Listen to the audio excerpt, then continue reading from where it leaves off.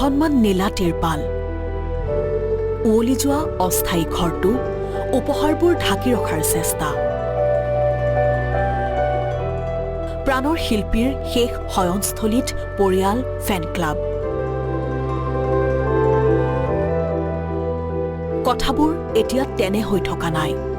অসমৰ আত্মাৰ শেষ শয়নস্থলী এতিয়া এনেকৈ নীতিতা নিভিজাকৈ ৰখাৰ কৰা হৈছে ব্যৱস্থা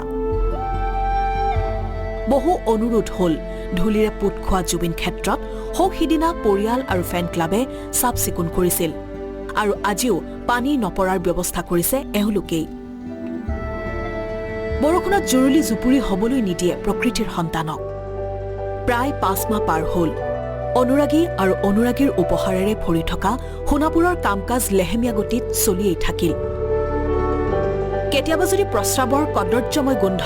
আন কেতিয়াবা ধূলিৰে পোত খোৱা পৰিৱেশ আৰু এতিয়া এজাক বৰষুণৰ পিছত সকলোবোৰ জুৰুলি জুপুৰি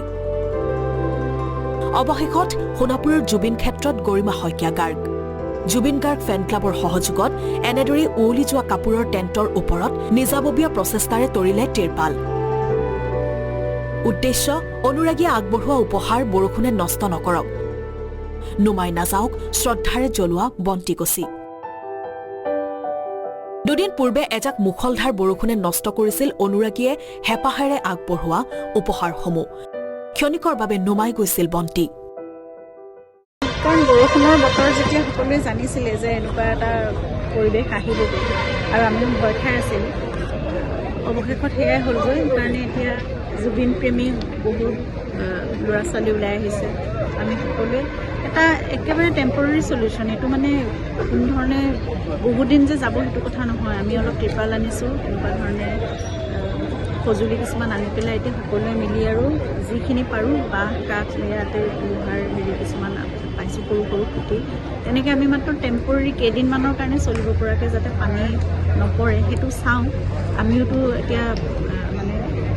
ইমান কৌশলগত হেৰি নহয় গতিকে মিস্ত্ৰীৰ কাম তেনেকৈ কৰা নাই চেষ্টা এটা কৰিছোঁ আৰু মানে এই উদ্বিগ্নতাৰ পিছতেই সহিব নোৱাৰিলে পৰিয়াল আৰু অনুৰাগীয়ে সেই অসহনীয় দৃশ্যৰ পিছতেই আজি এনেকৈয়ে গ্ৰহণ কৰা হ'ল ব্যৱস্থা অসমখনক প্ৰাণোধিক ভালপোৱা মানুহজনে জীৱিত অৱস্থাত কেৱল দি গ'ল মুম্বাইৰ পৰা উভতি আহিল কেৱল অসমক ভাল পাই বাবেই আৰু আজি এজাক সামান্য বৰষুণৰ পৰা তেখেতক ৰক্ষাৰ বাবে আহিব লগা হৈছে পৰিয়াল তৰিব লগা হৈছে তিৰপাল আৰু কেতিয়ালৈ ৰ'ব লাগিব দায়িত্ব কেৱল ফেন ক্লাব আৰু পৰিয়ালৰে নেকি